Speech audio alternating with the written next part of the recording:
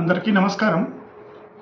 ఇప్పుడు మనం ఒక నూతన వ్యాపారాన్ని ఆరంభించడానికి సరైన ముహూర్తం ఒకటి పెట్టబడింది ఈ ఏప్రిల్ మంత్లో 24/4/2026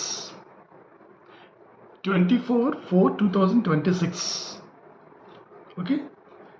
ఆ రోజుట ఉన్న పంచాంగాన్ని చూద్దాం. ఫస్ట్ శుక్లపక్ష అష్టమి, శుక్రవారం, పుష్యమి నక్షత్రం. ఇది ఆ రోజు పంచాంగం. ఓకే. అష్టమి తిథి జయతిథి అవుతుంది, ప్రాబ్లం లేదు. శుక్రవారం సరిపోతుంది, నో ప్రాబ్లం. పుష్యమి నక్షత్రం డైనమిక్ నక్షత్రం.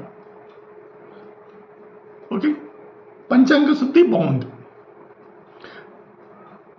మిథున లగ్నం కూడా బాగుంది. లగ్నంలో గురుడు ఉన్నాడు, బాగానే ఉంది. ఓకే. అష్టమ ద్వాదశాలు పాపగ్రహాలు అక్కడ ఉండకూడదు. అష్టమం మకర రాశి, అందులో ఎవరూ లేరు. ద్వాదశం వృషభ రాశి, అందులో శుక్రుడు ఉన్నాడు. శుభగ్రహాలు ఉన్నాయి, అందులో శుభగ్రహం ఉంది. లగ్నంలో శుభగ్రహం, ద్వాదశంలో కూడా శుభగ్రహం ఉంది. ద్వితీయాధిపతి చంద్రుడు ద్వితీయంలోనే ఉన్నాడు, ప్రాబ్లం లేదు. ఓకే.